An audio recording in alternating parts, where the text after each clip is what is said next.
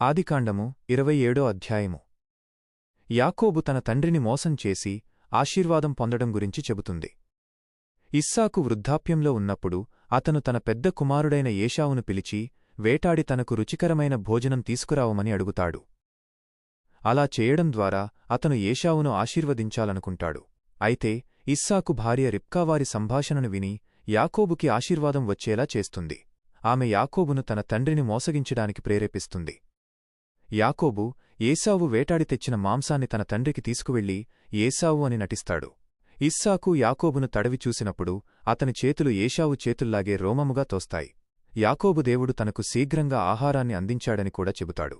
ఇస్సాకు యాకోబును ఆశీర్వదించిన తరువాత ఏశావు తిరిగి వచ్చి తనకోసం వేటాడి తెచ్చిన మాంసాన్ని తండ్రికి అందిస్తాడు.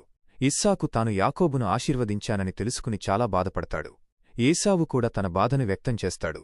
చివరగా ఏశావు యాకోబును చంపాలని నిర్ణయించుకుంటాడు. ఈ విషయం తెలుసుకున్న రిబ్కా యాకోబును పారిపోమని చెబుతుంది. ఈ అధ్యాయం కుటుంబంలో జరిగిన మోసం మరియు దాని పర్యవసానాల గురించి తెలియచేస్తుంది.